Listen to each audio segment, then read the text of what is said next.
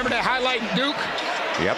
Where he did something. Yo, what's up mga kaibigan? Nalina tayo magkwentuhan. So update muna tayo sa ating mga games sa araw na ito. Natanggap na ng Washington Wizards ang kanilang ikasyam na sunod na talo matapos na talunin ng Los Angeles Clippers sa score na 103-92. Nanguna dyan ng 31 points at 9 rebounds si Kawhi Leonard, 20 points si Luke Kennard at 10 points, 12 rebounds si Marcus Morris Sr. Ang Clippers ay may record ng 18 wins and 14 losses. Panalo din ang Miami Heat kontra sa San Antonio Spurs sa score na 111-101.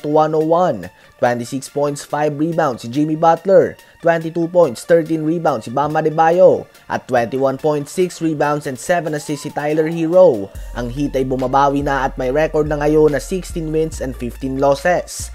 Tinambakan naman ng Milwaukee Bucks ang Utah Jazz sa score na 123-97. Nanguna dyan ng 22 points, 14 rebounds si Bobby Portis, 21 points at 8 assists si Drew Holiday, 18 points, 8 rebounds si Brook Lopez, at 18 points si Bo Camp. Panalo din ang OKC Thunder kontra sa Memphis Grizzlies sa score na 115-109. 24 points si Lou Dort at 23 points si Isaiah Joe. Panalo din ang Portland Trail Blazers kontra sa Houston Rockets sa score na 107-95. 32 points in 19 minutes si Anthony Simons at 25 points, 10 assists naman si Damian Lillard. Overtime win din para sa Cleveland Cavaliers kontra sa Dallas Mavericks sa score na 100-99.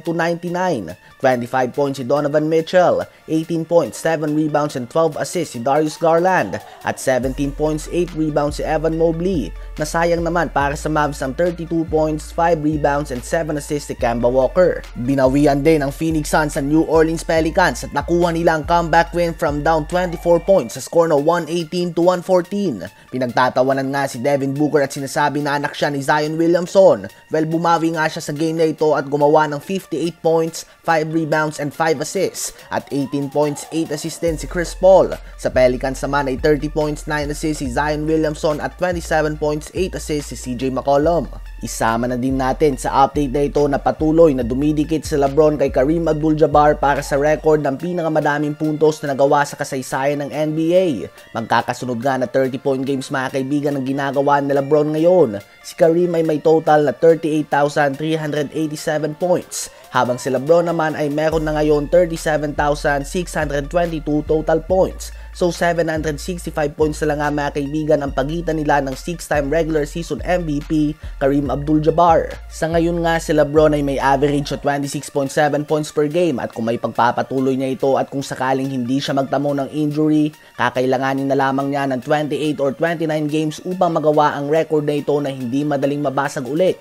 So don't take it for granted nga mga kaibigan, dahil hindi natin tiyak kung ipinanganak na ba o maaabutan pa natin ang player na papalit kay LeBron sa record na ito, dahil hindi naman titigil sa LeBron kapag nakuha na niya ang record na ito, bagkus tatasan niya pa nga ito mga kaibigan. At kung totoo ang sinabi ni Dennis Schroeder na plano ni LeBron maglaro ng 5 o 7 taon pa, talagang lalayo nga ang agwat niya sa record ni Kareem Abdul-Jabbar. Ano ba masasabi nyo tungkol dito?